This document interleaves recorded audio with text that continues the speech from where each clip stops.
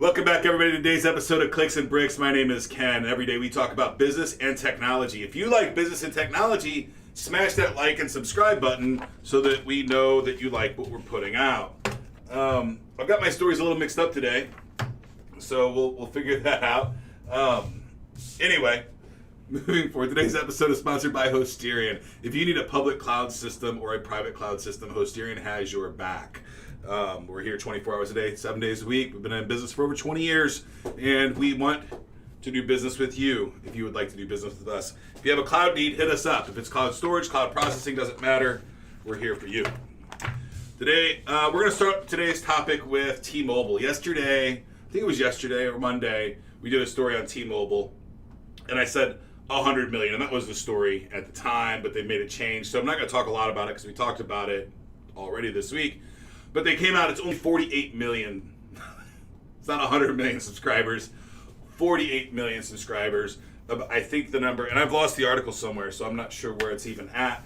But it was like roughly 300,000 of the users were prepaid that are really, the prepaid guys are really the most compromised. They've already paid for that number, and now it's compromised. So that's a bit of a problem. T-Mobile, I'm sure, is going to figure it out. They're rocking through these things every single day. And we got our stories all mixed up. But anyway, moving on to the next story.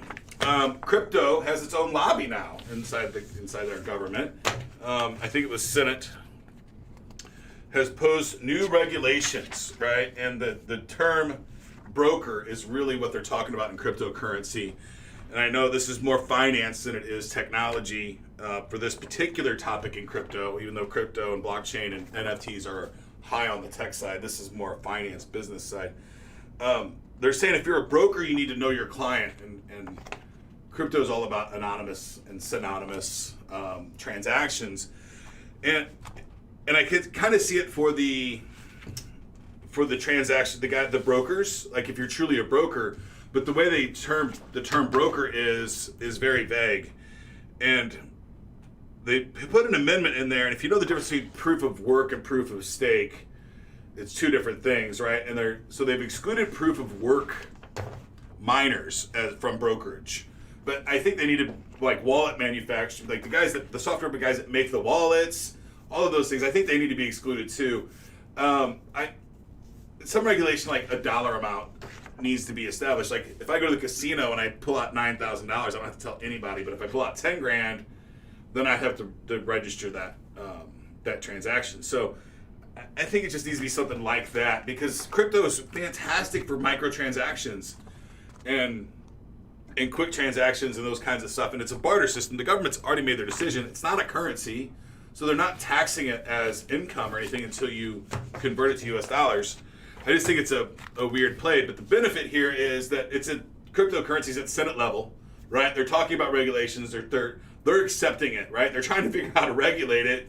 But at the end of the day, our government is starting to talk about cryptocurrency more, which in long term, short term, it probably seems bad. But long term, I think it means that we'll be adopting crypto long term in our lives. If we're not adopting cryptocurrency, we're at least adopting blockchain, and the cryptocurrency allows blockchain growth. So I think that's a really good thing. I've heard some complaints through the Twitter boards and some of the guys that I follow on YouTube about how the American government system works, and it should be an atrocity that one senator can kind of filibuster and slow down the process, but that is the American system. It's designed to be slow. It's designed to make sure that we come out with the best solution for everybody. It's also designed that whenever we put in new rules, that they're able to change, because shit's going to change. Any rule that we put in for cryptocurrency today is going to be it's probably going to seem bizarre in 3 years or 5 years from now. This technology is moving so fast. But the adoption rate on crypto is just insane, right? It's growing faster. Cryptocurrency adoption is growing faster than the internet. It's literally the fastest adopted technology in history of the documented history of mankind. We don't know what happened 100,000 years ago. Anyway, I don't want to start a philosophy conversation either. The next topic is just a fun, goofy little thing, and it's looks the Quill. So this is what I want you to do. I want you to go to Instagram and I want you to search for Hedgehogs, and start looking for hedgehogs and start following a couple hedgehogs, and you'll find that this is insane. Instagram will start thinking that you like hedgehogs a lot, and it'll start promoting different hedgehog pages to you. So there's hundreds of hedgehog pages out on the internet. Have you seen this? It's insane. Like, so now anything that you can think of, go ahead and show them. And then if you follow enough hedgehogs, and then Instagram will start giving you hedgehog merchandise. You can buy shit for your hedgehog. If you love hedgehogs and weird shit, then just follow like 3 or 5 of them, and then you'll be recommended all the time. When you get to about 50 or 100 hedgehog follow, there's over 100 hedgehogs that have their own Instagram pages. If you are living in this country today or in this world today and you can't figure out a creative way to make an income for yourself, get a pet hedgehog, dress it up every day, take pictures of it, put it on Instagram, and then tell people to give you $20 to sponsor posts. Like, it's insanity. I was really shocked at how many hedgehog pages there were.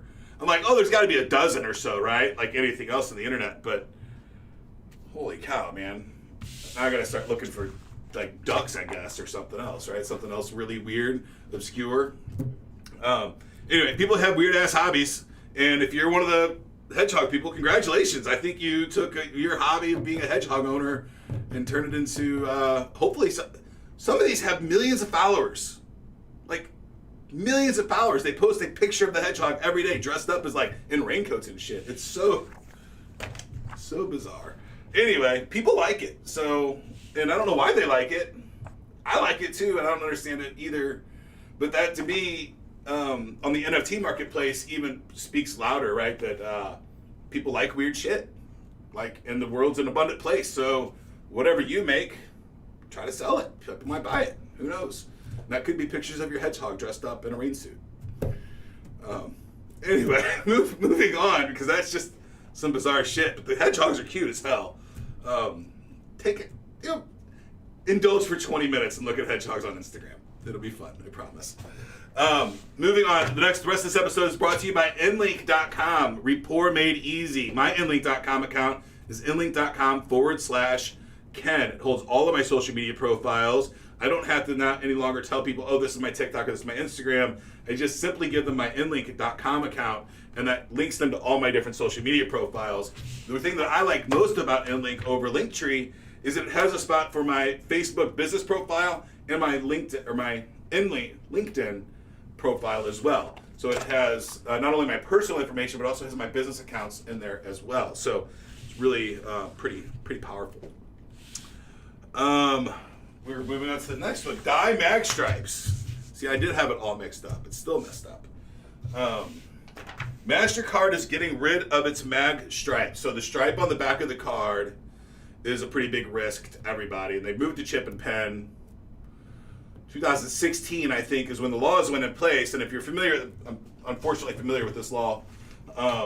If you have a mag stripe in your retail business, in 2016, the laws changed. Prior to 2016, if you used the mag stripe in your business and the card was compromised and it was come down to the mag stripe was compromised, it was the card vendor's responsibility, Visa, MasterCard, whoever. Since 2016, if you're a merchant that still accepts mag stripes, then the liability becomes on you as the business owner, which is a big shift in liability. So that law was put into place in 2016. The credit cards had to all have chip and pen capability, and I think in the United States they all do now. Tends to work a little better, I think. It's more reliable than the Stripe for sure, but it's also more secure, right? It's pretty easy to take the data off that mag stripe. So MasterCard's getting rid of it. It's going to take 10 years for them to completely get rid of the mag stripe, and I have no idea why it's taking them so damn long, right? I think, do credit cards even last more than 3 years?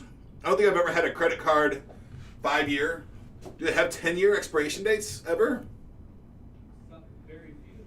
Yeah.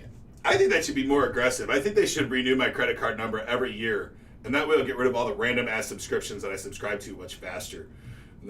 Right? Every time I get a new credit card, I have like 20 people call me within the next month saying, hey, your card didn't go through. I'm like, oh yeah, I meant to cancel that.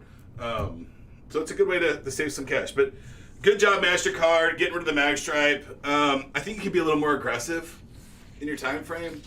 But you never know. And then I think I've been using the tap on my card lately, and it works pretty well in most cases. So I like the tap function. But Google Pay, Android Pay, all those guys, Samsung Pay, they're right around the corner. The way we buy and spend money is going to change quite a bit. Interesting story. PayPal, buy now, pay later program. I have a lot of friends that are going to love this news. Have no late fees. They got rid of all their late fees. So if you go to PayPal and you buy something on the bank buy now, pay later program, you have no late fees. And this is an effort for PayPal to compete in the marketplace, right? So I forget the guy's name. I have it written down somewhere. The guy, one of the founders of PayPal, the PayPal Mafia guy, started a company called Affirm, which is a kind of like almost a layaway 6-month, buy now, pay in terms. And PayPal pretty much did the same thing.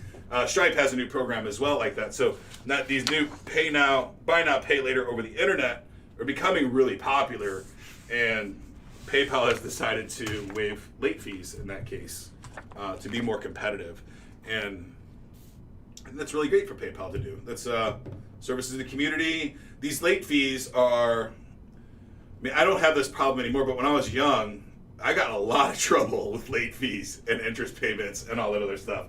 There was a couple times I'd be almost 100 grand upside down on credit cards. And they did a cash call and say, hey, you need to pay it all. Those are challenging moments. So no late fees. That's a fantastic thing. Hopefully MasterCard, Visa, and all those guys follow suit, right? And they're charging us their interest. Maybe they shouldn't charge late fees. I think they have to charge some kind of late fee, but they're pretty quick, right? 30 days and 1 minute, they're charged a late fee, even though the check might have been in the mail. Last topic of the day, I'm a little confused on this one. There's 3 senators. I'm not going to go over their names. But what they want to do is that they're gearing up to fight the App Store. It's a new App Store bill that they're trying to push.